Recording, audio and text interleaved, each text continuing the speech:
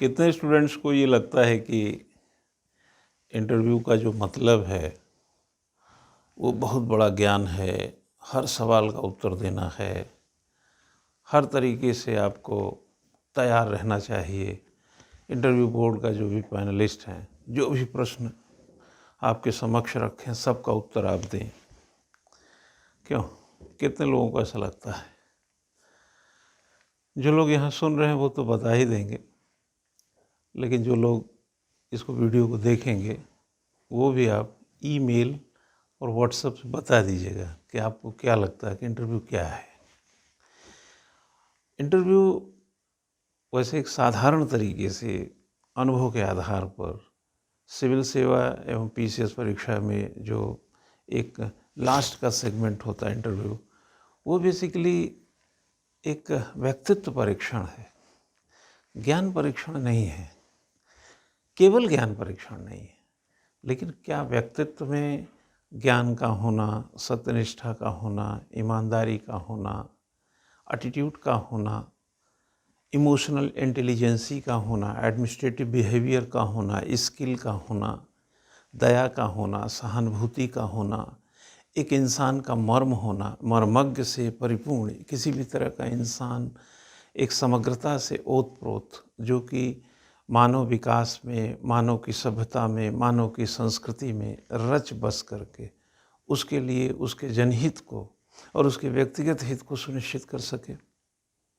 वैसे तो सरकारी में कहा जाता है कि जनहित को सुनिश्चित करने का काम प्रशासन करता है, तो ऐसा नहीं है कि एडमिनिस्ट्रेटिव स्किल में ही ये चीज़ चाहिए, हर पर्सनालिटी में होता है। जिसका इंटरव्यू सिविल सर्विसेज से पीसीएस में नहीं हुआ, उसके अंदर भी एक अच्छा व्यक्तित्व होता है। इसलिए ये केवल ज्ञान की परिधि नहीं है, इसका दायरा बहुत बड़ा है। तो साक्षात्कार जो है एक बेसिक एस्पेक्ट में देखा जाए तो कुछ लोग, अब चूँकि आप प्रीलिम्स मेंस दे चुके हैं, तो कुछ लोगों के समक्ष जाइए, बैठिए, थोड़ी बातचीत होगी, केस पे बातें होंगी, मुद्दों पे बातें होंगी, कुछ एक्सीडेंटल कोई वर्जन आ जाएगा, आपका दृष्टिकोण क्या है, आप सोसाइटी के रेलिवेंस को कैसे देखते हैं, स्वयं को सोसाइटी में कैसे फिट करते हैं। और आपने पढ़ाई लिखाई तो देखिए, किताब वगैरह तो सब पढ़ सकते हैं, पढ़ना चाहें तो। अब आपने ऐसे ही देखा होगा कि बहुत सारे लोग पढ़े लिखे हैं लेकिन व्यक्तित्व अच्छा नहीं उनका, न उनके अंदर दया की भावना है, न सहानुभूति है, न इमोशनल इंटेलिजेंसी है, न एथिक्स है, न एटीट्यूड है। एटीट्यूड का यहाँ पर एक मनोवृत्ति का जो परिप्रेक्ष्य है वह बड़ा सकारात्मक शब्द है। जैसे क्रिकेट में कोई खिलाड़ी है, अगर वो एटीट्यूड से नहीं खेले, क्रिकेटिंग एटीट्यूड से नहीं खेलेगा तो अच्छा क्रिकेटर नहीं होगा। जैसे मैं आपको कोई चीज़ समझा रहा हूँ, अगर मैं टीचिंग एटीट्यूड में नहीं हूँगा तो मैं आपको कई बातें नहीं समझा पाऊँगा। कोई दुकानदार है, सब्ज़ी बेचता है, अगर वो सब्ज़ी बेचने वाले यानी कि एक सब्ज़ी वाला का एटीट्यूड नहीं रखेगा तो वो सब्ज़ी में बेचने वालों में फिट नहीं होगा। इसी तरीके से हर व्यक्ति में, चाहे वो सिविल सर्वेंट हो, चाहे एक कॉमन मैन हो, कहीं ना कहीं जहाँ पर अपनी ज़िंदगी को जीता है उसमें एक मनोवृत्ति रखता है, जिसे आप आमतौर पर एटीट्यूड कह दीजिए। और सत्यनिष्ठा और नैतिकता हर व्यक्ति की आवश्यकता है। कोई ऐसा नहीं है कि आप सिविल सर्विसेज में जाएंगे तभी इसकी ज़रूरत है, हर व्यक्ति में होना चाहिए। होता है कि नहीं होता है, कम होता है, ज़्यादा होता है, ये मुद्दा रहेगा, बट होना चाहिए। मतलब एक आइडियल वर्ड है, आइडियल है। क्या हो रहा है ये एक अलग चीज़ है, क्या होना चाहिए ये एक अलग चीज़ है। तो साक्षात्कार यहाँ पर अगर देखें,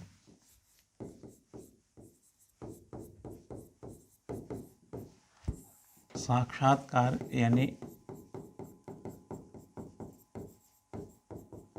इंटरव्यू जो है एक ऐसी फेनोमिना है, एक ऐसी टेंडेंसी है, एक ऐसी वैल्यू है, एक ऐसा आकलन है, एक ऐसा एस्टिमेट है, एक ऐसा प्राकलन है, दृष्टिकोण है, उपागम है, आयाम है, जो आपके अंदर निहित interpersonal skill including mass communication skill.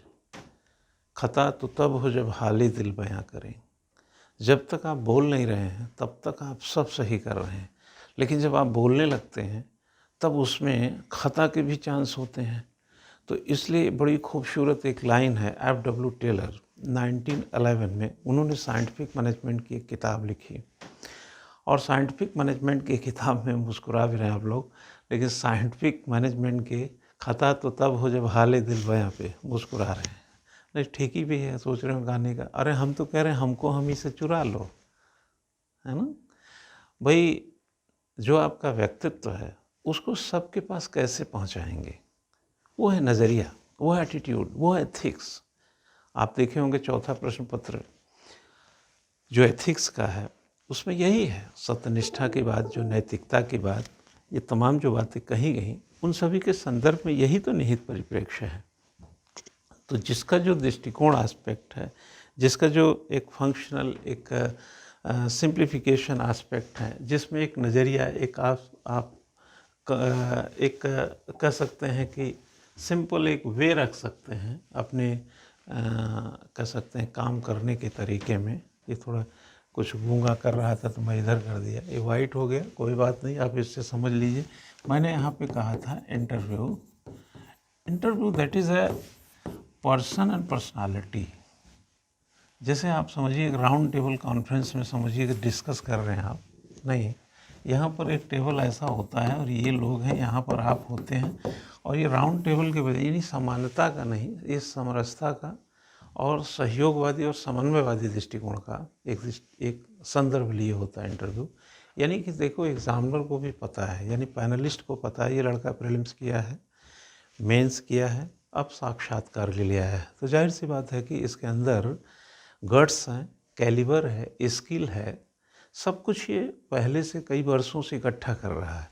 अब जरा इसके व्यक्तित्व परीक्षण में संचार की, डिसीजन मेकिंग की, मोटिवेशन की, लीडरशिप की, ह्यूमन रिलेशन थ्योरी की, एडमिनिस्ट्रेटिव बिहेवियर की, या यूं कहा जाए कि और भी जितनी बातें मैंने बोले, इन सभी चीज़ों का क्या परीक्षण कर लिया जाए? क्यों? तो उस परीक्षण के अंतर्गत वो ज्ञान की ज़रूरत पड़ती है। ज्ञान ही इंटरव्यू नहीं है, बट वो जब परीक्षण करेंगे तो उसमें इस ज्ञान की आवश्यकता पड़ती है।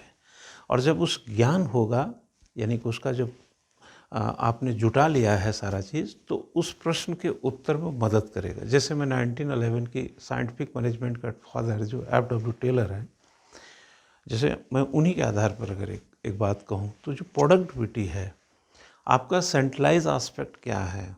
अब प्रोडक्टिविटी, जैसे हम अगर कोई काम करते हैं तो जैसे मैं पढ़ा रहा हूँ तो मेरा सेंट्रल जो इस मतलब फोकस होगा वो किस पे होगा कि मैं जो बात आपको कह रहा हूँ वो क्या कह रहा हूँ।